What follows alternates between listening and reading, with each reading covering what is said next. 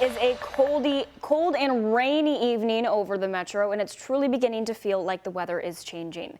Thanks so much for joining us here. I'm Alex Dieterer. We're getting you right to your weather first with meteorologist Alden German. Alden, how long is this rain planning to stick around? Thankfully, Alex, we're towards the back end of it at the moment, but I do suspect we'll continue to see some drizzle throughout the course of the night. Starting off with Max HG radar here on the metro area, just some light rain showers falling over the east end at the moment. The more organized and heavier rain is south of the West Kentucky and Bluegrass Parkway. So from around Litchfield towards E-Town, Bardstown, and southward is where you're noticing some of that more steady rainfall. And of course, it's pretty cold rain as well. So it just kind of makes things feel a little bit gross outside. But we're looking at the back edge of the more organized rain already starting to push eastward along I-64. Snow up to our north, even around the Indianapolis area. So we're not too far away from dealing with something even messier. But thankfully, none of that for tonight. Looking outside, the camera shaking around a bit. Air temperatures in the 40s for most areas, but it feels like the 30s,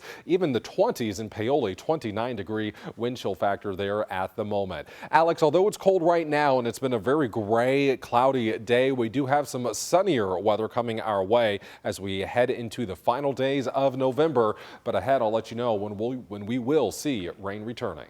Thank you, Alden. A crisis at food banks continues heading into the holiday season. For shelters and food banks across Louisville, this time of year marks a rise in demand. But as Connor Steffen shows us, it's complicated by the rise in price they're seeing too. As the holiday season approaches, Nina Mosley with Wayside Christian Mission says her team is experiencing an anomaly when it comes to the number of beds available. Well, naturally, this is the coldest part of the year, this in December and January, so we do have a lot more people. It's important to get people in when it's freezing like that because we don't want anybody dying on the streets in Louisville, and that has happened in the past. She says normally beds don't fill up until the colder months. Mosley's headed up the nonprofit, which serves more than 2,000 meals daily for 35 years now. She says winter can always be a particularly challenging time of year. The shelters are full.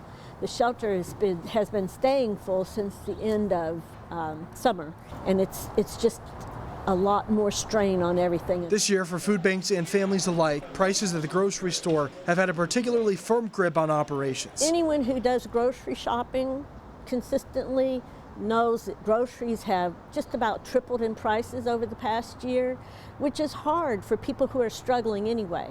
With the increase in prices in food, fuel, electricity, water, all of that. It makes a big difference. She says of those staying with Wayside, many are families and adults who have a steady income from work but are falling behind while prices rise. In Louisville, Connor Steffen, WHAS11 on your side. Multiple crashes on the interchange of I-65 North to I-64 East has left one person dead and another person injured. LMPD says about 2 this afternoon, a car was on the ramp when they lost control and then crashed into the concrete wall. The driver of that car was not injured and was able to get out of the car to a safe location while police arrived. While officers were responding to that crash, another car lost control and hit the concrete wall near the first crash. The man driving that car was taken to the hospital where he later died of his injuries. A passenger was also taken to the hospital where they are expected to survive. 2 of the men accused of stealing millions of dollars in merchandise from Lowe's stores are expected back in court tomorrow. Jefferson Town Police have arrested Aubrey Walker and William Walker in connection with the scheme.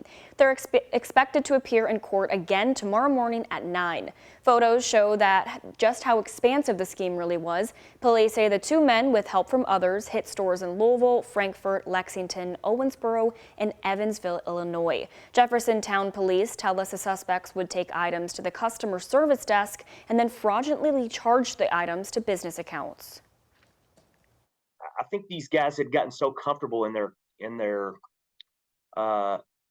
what they were doing that they continued to do it so much, sometimes multiple times a day. It was not uncommon for them to hit 2 to 3 Lowe's stores in one day.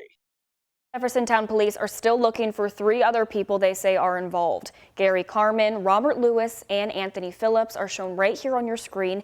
If you have any information, you can call police at 267-0503 or email crimetips@jtownky.pd.gov.